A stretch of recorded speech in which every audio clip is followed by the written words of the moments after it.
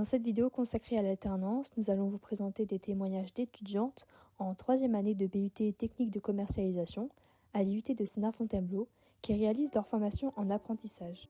Elles vont vous partager leur expérience, leur parcours et expliquer, selon elles, les avantages de l'alternance. Pour commencer, l'alternance, c'est quoi? Donc c'est un mode de formation qui combine des cours à l'école et du travail en entreprise, et la synchronisation des semaines en alternance et en cours varie selon le niveau d'études. Parlons tout d'abord de chiffres. Donc aujourd'hui, on peut vraiment dire que l'alternance a pris une place importante dans les études. En France, on a environ un étudiant sur 5 qui est en alternance, avec 657 900 étudiants en apprentissage dans l'enseignement supérieur en fin 2024. Au total, cela représente 8,8% des 16-29 ans, ce qui montre que cette voie est devenue très présente, surtout dans les formations professionnalisantes post-bac, comme les BTS, les BUT ou les bachelors. Par exemple, à l'IUT de Sénart-Fontainebleau, le BUT technique de commercialisation peut se faire en initiale ou en alternance dès la première année, et la 3e année est obligatoirement en apprentissage. L'alternance permet ainsi de développer des compétences concrètes tout en gagnant en maturité professionnelle. Sans plus tarder, je vous laisse découvrir les témoignages de notre 3e année. Je m'appelle Lilou Alibert, je suis étudiante en 3e année de BUTTC et donc moi mon alternance j'ai commencé à la chercher en janvier, sachant que je commençais en septembre, tout simplement pour avoir le temps de trouver mon entreprise et le temps de faire les démarches. Bonjour à tous, du coup je m'appelle Tania, je suis en 3e année de BUT technique de commercialisation, parcours stratégie de marque et événementiel et je suis en alternance chez l'étudiant. Bonjour, moi je m'appelle Loana Souza Mendes, moi je suis en 3e année de BUT TC, parcours MMPV. Je m'appelle Sylvia, je suis actuellement en 3e année de BUT technique de commercialisation en parcours stratégie de marque et événementiel et je suis également en alternance en tant que chargée de communication et marketing. Alors j'ai beaucoup cherché sur Hello Work et Indeed, malheureusement on n'en trouve pas forcément tout le temps, mais c'est quand même bien de postuler. Après c'est vraiment le piston, moi c'est quelqu'un que je connais qui m'a pris en alternance. Alors, comment j'ai trouvé mon alternance? Et en fait, j'ai réalisé un projet du coup avec Madame Borelli sur My Job Glasses où j'ai rencontré plusieurs professionnels. J'ai bien sympathisé avec une professionnelle. Je l'ai recontactée plusieurs fois juste pour prendre des nouvelles, etc. Enfin, entretenir le réseau.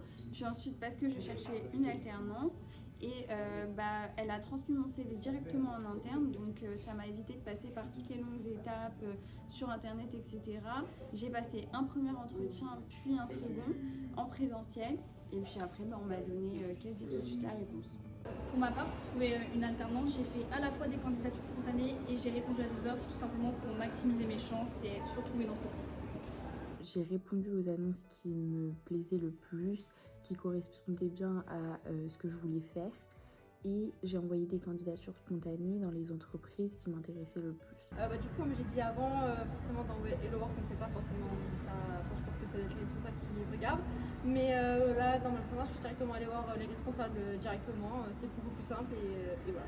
Alors moi, pour le coup, j'ai à la fois personnaliser mon CV et à la fois personnaliser ma lettre de motivation. Comme ça montre qu'on est vraiment motivé à rejoindre l'entreprise, qu'on cherche un minimum le secteur et tout. Pour moi, c'est super important de personnaliser chaque envoi que vous faites. Alors pour commencer, déjà, c'est un ami du coup de ma mère qui m'a pris. Mais le fait qu'il m'a pris, c'est le fait que je sois allée directement au magasin, aller déposer mon CV, bien présenté pour montrer que je suis impliquée, etc. Quand vous cherchez votre alternance, je pense qu'il faut être prêt à se prendre des gosses, des refus, parce que c'est normal, c'est comme ça qu'on trouve. Mais ce qu'il faut faire et comment il faut réagir dans ce cas-là, c'est qu'il ne faut surtout pas baisser les bras, continuer à chercher, persévérer et rester motivé, et vous allez finir par trouver. Pour ma part, j'avais trouvé une alternance en août, donc de l'année dernière, qui m'a abandonnée à une semaine de la rentrée. Donc je me suis retrouvée sans alternance alors que j'étais persuadée que j'en avais une. Et finalement, j'ai continué de postuler même après la rentrée. Et ma persévérance a payé puisqu'aujourd'hui, je suis en alternance. Alors, j'ai commencé à rechercher vers février-mars, mais plus après entre juin et juillet. Alors, pendant les entretiens, généralement, ils me posaient des questions sur mes expériences en communication. Ils me posaient également des questions sur ma personnalité, donc mes qualités, mes défauts, et ce qui me passionnait dans la vie. Donc ce que je faisais en dehors du travail.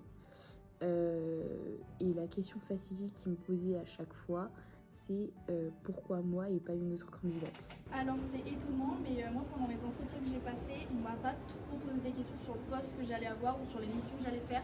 C'était plus des questions personnelles, du type quelles sont mes passions, ce que j'aime faire dans la vie ou en dehors des cours et du travail, afin de savoir ma personnalité et voir si ça allait matcher avec les membres de l'équipe. Moi, c'est une semaine en entreprise et une semaine à l'école. Et pour le coup, je tiens bien. Je trouve que c'est un bon rythme. On a une semaine vraiment où on est concentré sur les études et une semaine où on n'y pense pas du tout, où on est complètement pris par l'entreprise. Au début, c'était assez difficile avec les devoirs à rendre, les rapports, les oraux, etc. Mais au final, on s'y habitue et ça le fait. Alors vu que je suis en BUT technique de commercialisation, parcours stratégie de marque événementielle, moi mon rythme c'est une semaine en formation, une semaine en entreprise. Et comment c'est gérable? Tout ce qui est l'avancée des cours, on le fait durant la semaine en entreprise. Quand on finit le travail, on s'avance sur les cours de la semaine d'après.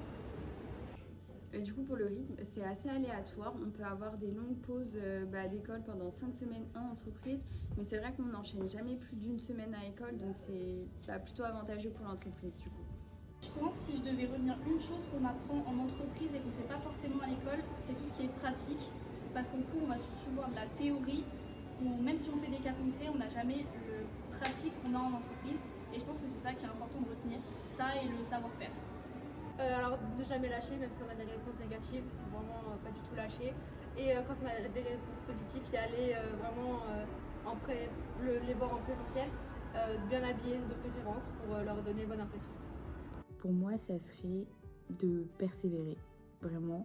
Même si on est fin mai, même si on est fin juin, même si on est fin août, continuez de persévérer parce que vous pouvez trouver à tout moment. Sachez que moi, mon alternance, je l'ai trouvée en novembre. Donc pour vous dire que tout est faisable en fait. Maintenant que vous en savez plus sur l'alternance, il y a des choses qu'il ne faut surtout pas oublier.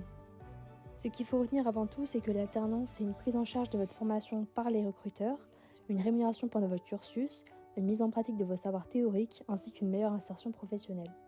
Si vous souhaitez plus d'informations sur le sujet ou bien sur la vie à l'IUT de Sénart-Fontainebleau en BUTTC, n'hésitez pas à suivre ces 2 comptes TikTok et Instagram.